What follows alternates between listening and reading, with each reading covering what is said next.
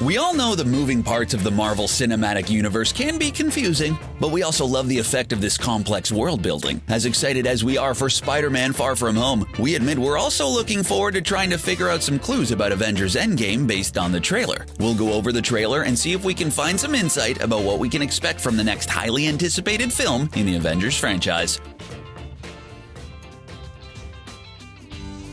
While we love how the Marvel Cinematic Universe has been formed over the years, the interconnected storylines can at times be problematic, even for the most ardent Marvel fans. Avengers Infinity War was a great movie, and watching many of our favorite heroes fade into nothingness was a heartbreaking moment that had some of us reaching for our tissues. It's okay, you can admit it, we're all fans here, but honestly, besides our dignity, what kept us from sobbing was the knowledge that Spider-Man Far From Home was going to be created. In addition, the movie Black Panther had just smashed box office records, and we knew there was no way Marvel was just gonna get rid of T'Challa like that. So one way or another, as unlikely as it seems, the decimation is going to be undone. The very fact that Spider-Man Far From Home trailer exists is proof that our heroes are going to come back to life somehow. Not only did we get to see Peter Parker, but Nick Fury as well, who also vanished when Thanos snapped his fingers at the end of Infinity War. Some fans wondered if Far From Home would be a prequel to Infinity War, which would explain the presence of Parker and Fury without spoiling anything regarding Endgame. It seems like we had to wait forever to see the trailer for Spider-Man Far From Home, but we'd have to wait even longer if it was solely up to Marvel Studios. Apparently, they wanted to hold out for as long as possible to avoid spoiling anything for Avengers Endgame. But as we all know, Peter Parker is currently in shared custody between Marvel Studios and Sony, and it was Sony who insisted the trailer be released. While this means Far From Home isn't a prequel to Infinity War, it does leave open the possibility that time travel was involved in some capacity. This begs the question, did the decimation even happen, or did our heroes go back in time to prevent it? Furthermore, does Peter have any memory of what happened to him during Infinity War? Based on the trailer from Far From Home, it certainly seems as though something has shaken up Spider-Man. One of the reasons Peter has always been such a compelling character in both the comic books and on the big screen is because he's just so normal. You know, when he isn't shooting spiderwebs out of his hands and swinging through the streets of New York City.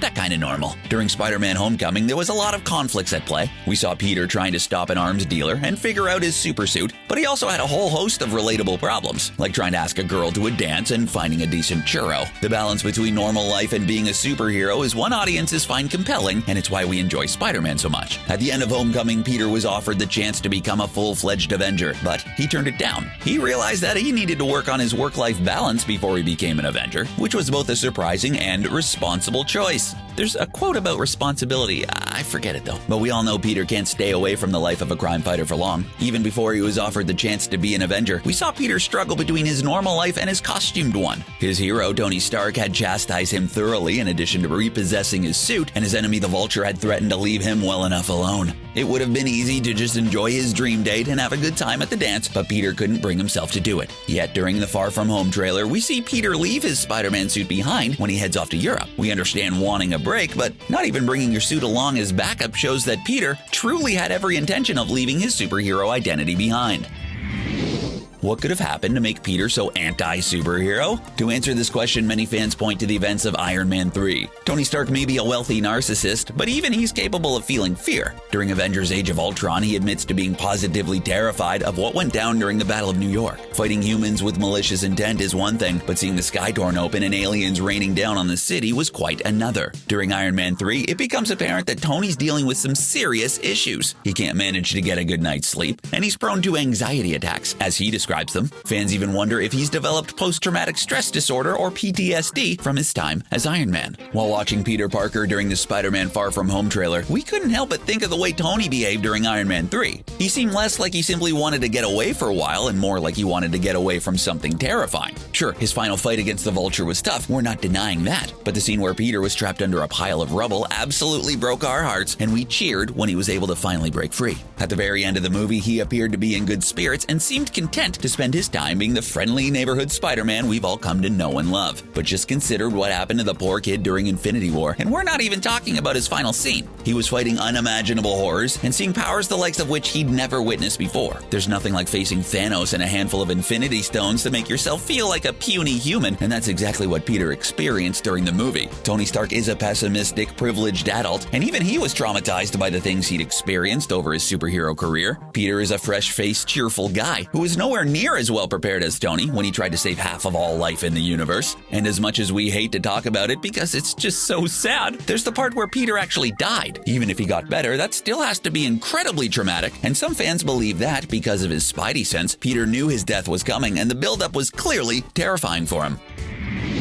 One possibility that doesn't involve time travel has to do with the Soul Stone. In the comic books, the Soul Stone isn't interested in killing people, which may seem unlikely since it prompted Thanos to toss Gamora off a cliff. The Soul Stone doesn't really want people dead, it just wants to absorb their life essence, which you'll have to trust us is a subtle but important difference. Many fans have wondered if those who perished during the decimation are truly dead in the traditional sense, or if they just found their way into the Soul World, which is concealed inside the Soul Stone. We're sure it's bigger than it looks on the inside. We even saw a bit of the Soul World at the end of Infinity War, after Thanos accomplished his task. The orange-hued place where he met up with the adorable little Gamora has been confirmed to be the Soul World. As we learned during Infinity War, the Infinity Stones aren't mere objects. They're sentient beings with their own wills and desires, and the Soul Stone, well, it desires souls. Makes a lot of sense. If half of all life in the universe was transported into the Soul World, they'd certainly appear to be dead to outsiders, and during the trailer of Endgame, we saw Bruce Banner looking at the images of those presumed dead, which included a picture of Peter Parker. Of course, it's possible for the souls trapped in the Soul World to be released, but it requires the power of another Infinity Stone or of someone specifically attuned to the stone. If this situation happened during Endgame, it explained why Peter appears so shaken up during the Far From Home trailer, and how both he and Nick Fury were brought back to life.